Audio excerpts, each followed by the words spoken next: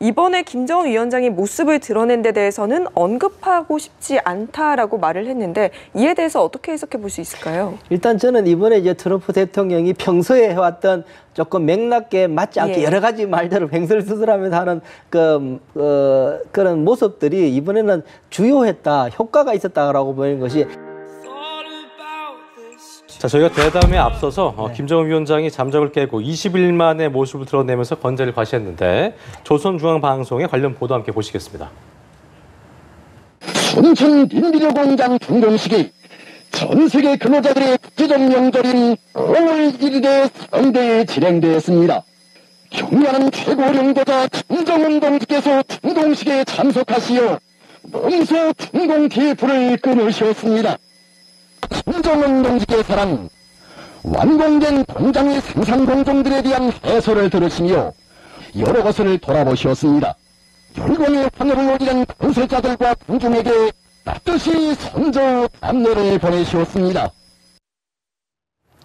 예, 함께 보셨는데요. 20일 동안 정말 수많은 설이 난무했던 김정은 위원장의 신변 상태 과연 어떻게 된 것이냐 모두가 궁금했었는데 결국 이렇게 멀쩡한 상태로 나타났네요. 어떻게 좀 보셨습니까? 네, 20일 만에 나타났는데 사실 뭐 워낙 많은 이야기가 있고 사실 김정은 개인의 신변에 관한 문제는 지구상에 사실은 알 수 있는 방법이 거의 없습니다. 네. 예, 저도 뭐 김정은 위원장 그 사망시 때 청와대에 있으면서 근무를 하면서 담당관들이 있었지만 51시간 동안 아무도 몰랐습니다.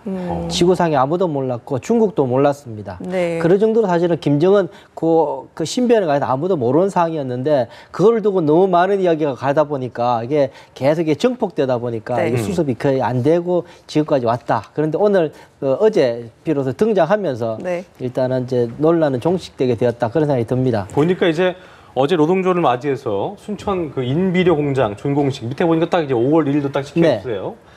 이 날짜가 찍혀 있는 것도 어떤 의도한 바겠죠? 그렇습니다. 5월 1일이라 찍어져 있고 실제로 김정은 위원장의 행보를 보면요. 특이하게 보면 언제 했는가에 대해서는 거의 안 나타내고 있었거든요. 근데 이번 같은 보란 듯이 5월 1일 날 행사했다는 것까지 보여주는 것은 나름 적어도 전략적 계산이 있었다라는 생각이 들고요.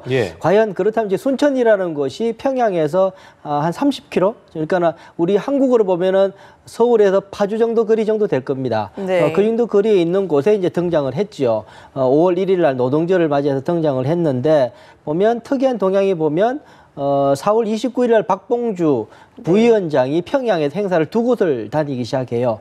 김정숙 그 방직 공장하고 그 쇼핑몰도 방문하게 되게 되는데요. 아마 그렇게 돌아봤던 것이 중요한 계기가 됐겠다는 생각이 들어요. 왜냐하면 평양 내에서의 뭐 코로나19든 여러 가지 방역 사항이나 안전 사항들이 점격할 시점이 그때쯤이 아니었겠느냐라는 생각이 들어서 그 즈음 돼서 김정은 위원장이 본격적으로 활동에 나선 것 아닌가라는 생각이 듭니다. 네, 이번 건재함을 나타낸 곳이 순천 인비료 공장 준공식 입니다.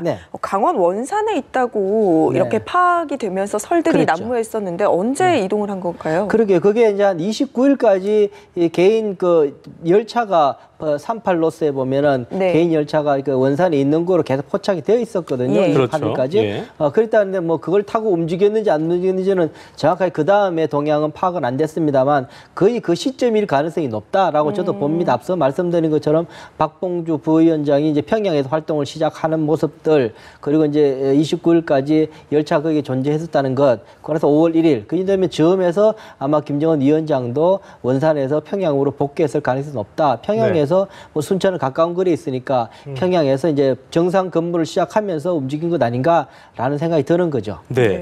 각종 설들이 난무한 상황에서 이제 뭐 동향을 알 수 있는 보도는 있었습니다만 그 모습이 안 보였기 때문에 모습을 좀 보일 때까지는 이 설이 수그러지지 않는 것 같았는데 결과적으로 이제 준공 테이프를 끊었다. 공장 준공식에 참석해서 이게 나왔으니까 그동안의 설들은 이제 정리가 되는 걸로 봐야 될까요? 그렇죠. 오늘 보면은 특이하게도 노동신문에 21장의 사진을 공개를 했어요. 걷는 모습, 서 있는 모습, 앉아 있는 모습 아주 다양한 모습들을 보여주면서 김정은 위원장의 이제 그 건재함을 이제 만방에 다시 국제사회에도 보여주게 됐죠. 보면 그럼에도 불구하고 그러면은 여러 가지 설들이 잦아들 것인가? 물론 이제 국민들께서 더 이상 이제 뭐 거기에 대해서는 관심을 안 가지실 수 있겠지만 네. 여전히 그때 뭐 사망설이나 위중설이나 이야기했던 분들은 또 다른 측면으로 이야기할 겁니다. 지난해 보면은 김경희 그 고모죠. 김정은 위원장이 네. 고모가 이제 사망했다 그랬다가 올 이제 설 때 등장했지 않습니까? 네, 네. 예. 등장했음에도 불구하고 가짜다 막 이런 이야기 했거든요. 하여튼 이번에 같은 경우도 뭐 김정은 위원장이 이렇게 드러났음에도 불구하고 또 다른 이야기도 또 돌 가능성이 있다라는 생각이 들고요. 네. 제가 사실 주목하는 부분은 이번에 이 김정은 위원장의 여러 가지 이 루머가 돌게 됐던 중요한 계기가 뭐냐면은 이 중국발이거든요. 중국을 네. 통해서 로이터 통신에 이야기를 해요. 중국 관료가 네. 김정은 위원장이 심장 수술을 했는데 네. 그 말도 할 정도다라고 굉장히 구체적으로 이야기를 로이터 통신에다가 흘리기 시작해요. 그것이 21일이었는데요. 예. 그게 가장 강력하게 이제 이 김정은 위원장이 안 좋은 것 아닌가라는 이야기가 나오는데 중요한 사건이 있었습니다. 그러고 나서 네. 25일 정도 되니까 김정은 평양으로 중국에서 대연락부 간부를 비롯해서 50여 명의 의료진이 파견됐다. 이것도 이제 로이터 통신 보도였는데 네. 그게 다 중국발이었거든요. 네. 그런 그러니까, 것들이 사실은 중국에서 이런 말을 왜 흘리게 됐는지 네. 이것조차도 루머인지 아니면 네. 그 보면은 로이터 통신은 중국의 관리라는 말을 하거든요. 예. 그렇다면은 모종의 이 중국이 이렇게 이 가짜 뉴스를 퍼뜨린 뭔가가 전략적인 환경이 있었지 않겠느냐라는 네. 생각이 들어서 이 부분은 조금 더 앞으로 조금 더 우리가 주목해서 봐야 된다라는 생각 하나 들고요.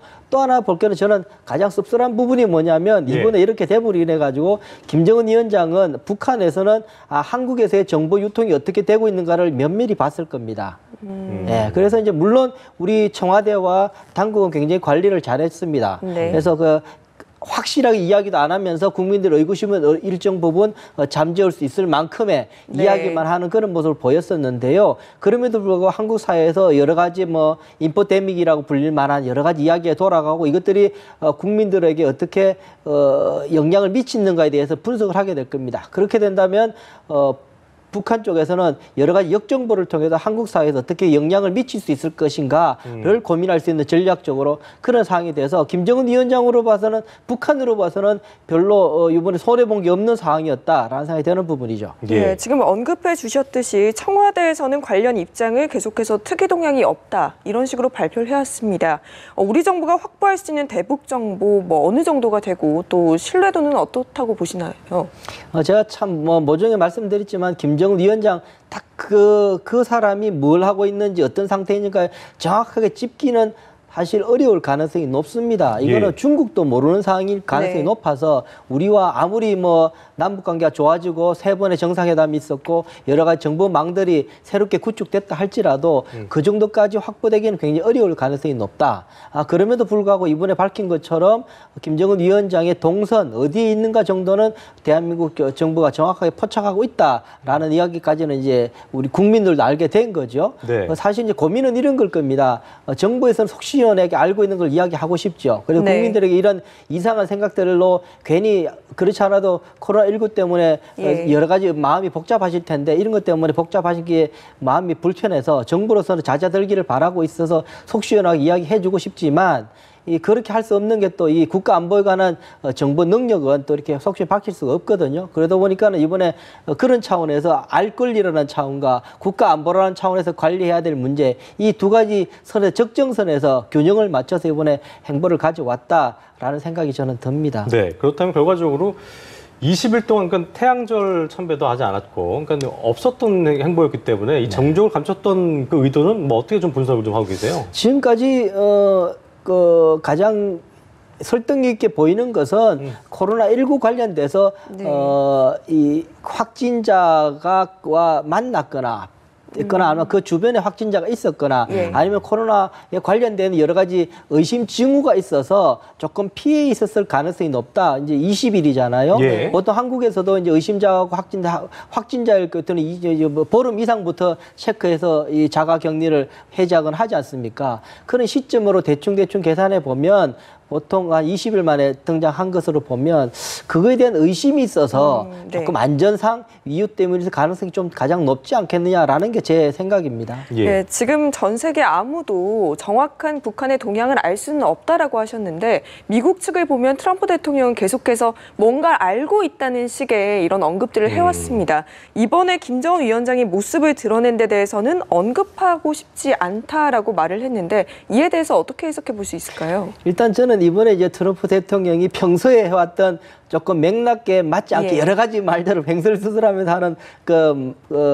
그런 모습들이 이번에는 주요했다, 효과가 있었다라고 보이는 것이 정확하게 안다는 이야기도 아니고 모른다는 이야기도 아니고 어떨 때는 김정은 위원장이 전부 물으니까 김정은 위원장과 나는 관계가 좋다 뭐 이런 말을 또 하고 했잖아요. 그런 이야기도 하고 또 알고 있다고 이야기도 했고 어떨 때는 또 나한테 좋은 생각이 있다라는 이야기도 하기도 하고 그래서 이번에 같은 경우에는 적정한 때에 다시 이야기하겠다라고까지 이야기하면서 정확하게 알고 있는지 모르고 있는지조차도 모호성을 두고 있다. 이건 사실은 잘하는 겁니다. 뭐 국민들 보기에나 보면은 모호해서 저게 정확하지 않아서 답답하기도 하고 하시겠지만 정보를 다루는 정보 최고의 소비자인 대통령의 입장에서는 저렇게 말하는 게 맞습니다. 아는 것도 아니고 모르는 것도 아니고 안다 그래도 문제되겠어요. 저것까지 파악하고 있구나라는 것을 북한에게 알려주는 것도 불편할 수 있고 모르면 모른다고 모르고 있구나 모른다는 것을 한계를 드러내는 것도 문제가 있을 수 있어서요. 여전히 거기에 대해서는 그냥 모호한 게 맞습니다. 네. 근데 이제 중간에 사실 아무렇지 뭐 신변 상태를 알고 있지만 얘기할 수 없다라고 얘기했었기 때문에 굳이 정상적인 건강에 이상이 있지 않다는 걸 알았다면은 얘기하면 될 텐데 결과적으로는 그 정확한지 아닌지를 알지 못했던 거라고 다시 봐야 되겠네요. 그런 부분요. 아니요. 그것까지도 저는 정확하게 심정 갖지를 못해요. 왜냐하면 말처럼 제가 알고도 모른다고 그럴 수 있고 모르라도 안다 그럴 수 있는 상황이기 때문에 철저하게 지금 아주 모호하게 이야기하고 있는 상황이라서요. 저는 거기에 대해서는 더 이상 미국의 정부가 어느 정도까지인지 사실 저것도 정부 환경이 바뀌었거든요. 그러니까 저 있을 때만 하더라도 김정일 위원장이나 김정은 위원장의 아주 속도의 정부까지 알 수 없는 정부 환경이었는데 미국도 2번의 정상회담이 있었고 한국께도 3번의 정상회담이 있었고 그러다 보면 여러 가지 체력들이 작동될 가능성이 새로운 환경들이 조성되어서 그런 상황 속에서 과연 어느 정도까지 밀접한 정보를 획득할 수 있는 기반들이 생겼는지는 저로서는 지금으로서 사실 알 수 없어요. 정부 환경이 바뀌었을 수는 있다라는 정도까지만 제가 말씀드릴 수 있습니다. 자, 이번 공장 준공식을 보면 김여정 부부장을 비롯해서 권력 서열 3위죠. 박봉주 국무위 부위원장도 그렇고 김재룡 내각 총리 등도 참석을 하면서 그러니까 김 위원장과 비슷한 시점에 사실 감췄었던 북한 수뇌부들도 등장해서 권질을 과시했는데 사실 국내 정치권에서는 이제 김정은 사망 시에 이런 결론 가정이었습니다만 김여정 제1부부장이 권력을 승계할 수도 있다 이런 구체적인 전망도 있었잖아요. 그러니까 이게 사실 향후에라도 어떤 여전히 가능한 시나리오라고 좀 보십니까? 이번에 보면 저도 유심히 그래서 신문을 다시 좀 봤는데 사진을 보게 되면은 김여정 제1부위원장이 실제로 여기 보면 주석단에 제일 구탱이에 앉아 있거나 그랬거든요. 근데 바로 옆에 앉아 있어요. 김정은 위원장이 바로 옆에 오른쪽 옆에 이제 김여정 부위원장이 가지고 왼쪽에는 아마 박봉주 부위원장이 앉아 있었던 것 같은데요. 일단 가까이 앉아 있었다는 게 조금 눈에 띄는 모습이긴 합니다. 그럼에도 불구하고요, 이 권력이란 굉장히 미묘하고 이게 민감합니다. 그래서 김정은 위원장이 본인이 선택을 해서 도저히 안 되겠다. 이 시점에는 이 북한 체제 시스템을 위해서라도 후계가 명시적으로 확보되어야 된다라고 본인이 결정하지 않는 한 실제로 거기에 대해서는 북한 내부에서 논의될 가능성은 대단히 낮습니다. 왜냐하면 그것이 김정은 위원장 때도 마찬가지고요. 보면은 김정일 위원장이 2018 다치고 나서 2008년에 몸 다치고 나서 2009년에 바로 후계를 지목하게 되는데요. 그때부터 김정은에 대한 그 위상들이 급격하게 올라가기 시작합니다. 정책 결정에. 그렇게 되면서 김정일 위원장이 굉장히 어려워지는 상황이 되거든요. 마찬가지가 되겠죠. 그렇다면 김정은 위원장으로서는 고민을 하게 되겠죠. 북한 체제의 안정성을 위해서는 후계자가 미리 정해지는 것이 좋겠는데 그것이 정해지는 순간부터 김정은 위원장이 할 일도 많을 수 있는 김정은 위원장의 이 지도력과 정치력들이 급격하게 떨어질 위협이 있기 때문에 그것은 어느 시점에서 공식화 시킬 것인가에 대한 굉장히 민감한 전략적 판단이 필요할 겁니다. 그 전에 그 어느 누구도 참모가 그 이야기를 해줄 수는 없겠죠. 네, 지금 해외에서도 김여정 제1부부장의 권력 승계설이 강하게 올라왔었습니다. 그렇죠. 하지만 북한에서 여성이 이렇게 위원장으로 올라갈 수 있을까 이런 의문이 제기됐었는데 어떻게 생각하시나요? 보면 주로 저는 이제 북한에 오래 사셨던 분들을 이야기들을 쭉 들어보면 이분들은 하나같이 안 된다 그래요.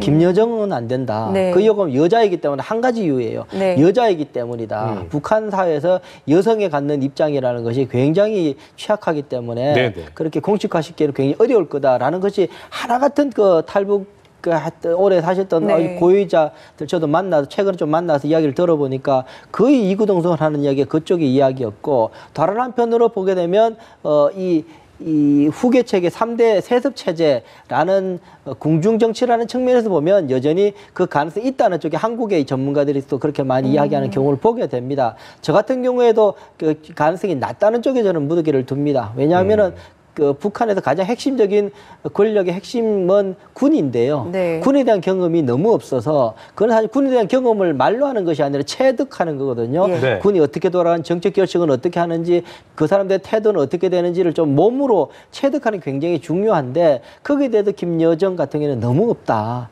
그것이 아마 굉장히 취약할 거다. 그래도 김정은 위원장일 경우에는 어쨌든 그 군사대학에서 공부를 하고 또 여러 가지 또 하면서 군의 경력 그 경험들이 있고 그것도 모자라서 집권 초기에 뭐 총장 참모장과 인민무력자원장을 거의 6개월에 한 번씩 갈아치우면서까지 굉장히 그것을 확보를 했지 않습니까? 아마 그렇게 하기가 쉽지 않을 거다. 김여정 같은 경우에는 그번에 저는 조금 낮게 보는 상황입니다. 그러면서 이제 언급됐던 게 이제 그 남성이어서 김평일 전 주 최고대사도 언급이 됐는데 이 인물도 뭐 가능성이 있는 거라고 봐야 될까요? 그분은 어떻게 보셨어요? 김평일은 더 저는 가능성이 없다고 봅니다. 왜냐하면 김평일 같은 경우는 사실 김평일을 아는 사람이 북한에 별로 없어요. 20년 넘게 사실은 그 북한 땅에 평양 땅에 들어가지를 못했던 사람이란 말이에요. 그러다 보니까 김평일을 아는 사람이 별로 없을 정도예요. 그러다 보니까 저 사람이 다시 등장하기가 굉장히 어려울 거다라는 생각이, 물론 이제 뭐 논리적으로 보면은 어쨌든 김일성 수령의 아들이니까, 수령님 아들이니까 뭐 나름대로 본인이 뭐 프로모션 한다면 할 수 있을 부분이 있겠지만 권력상으로는 그릇상이 대단히 낮다. 사실 그래서 이번에 김정은 위원장이 뭐 신변에 불편한 일이 생기면은 북한상이 굉장히 어려울 수 있겠다라는 생각을 했던 부분이 후계자가 저로서는 별로 이렇게 떠오르는 인물이 별로 없었던 거죠. 그렇다면 이게 누군가가 누군 한 사람을 그냥 상징적인 인물을 세워놓고 집단 지도 체제는 중간에서 뒤에서 참모들이 만지는 시스템이 갈 가능성이 높다라고 봤는데 그거조차도 명쾌하지 않아서 이번에 상황이 어려워지면 꽤나 어려울 수 있겠다. 상황이 복잡해질 수 있겠다라는 생각을 저는 좀 해봤습니다. 이게 보니까 김 위원장이 열흘 이상 자명한 게 이제 올해만 4번째인데 이게 보니까 특히 자명의 횟수가 잦아지고 있고 이번에는 20일 만에 건재함을 과시하긴 했습니다만 앞으로 이런 상황이 반복될수록 또 길어질수록 건강과 관련된 추측은 계속 또 나오지 않겠습니까? 그렇겠죠. 그러니까 미국의 이제 고든 플레이크라는 그 30년 이상을 한반도 문제에서 전문가가, 이 사람이 그 월스트리트저널에 인터뷰를 하는데 이런 말 하다가 자기가 30년 정도 북한 문제를 보고 있는데 제가 이 유고서를 들은 게 30번이 넘는다. 그 중에서 2번만 맞았다. 실제로 사망에 2번만 맞았다. 개인적으로 뭐 늘 나올 수 있는 이게 독재 체제 속에 있는 이거 최고 지도자가 갖는 비중이 워낙 크기 때문에 그게 문제는 여전히 조금만 안 나오게 되면 그 문제는 여전히 나올 가능성이 대단히 높다. 더 고민은 그런 속에서 한 번은 또 진실일 수가 있다. 그렇다면 그거는 대한민국도 준비를 또 해야 된다. 이 부분이 어렵고도 사실은 좀 뭐 미묘한 문제일 수 있는 거죠.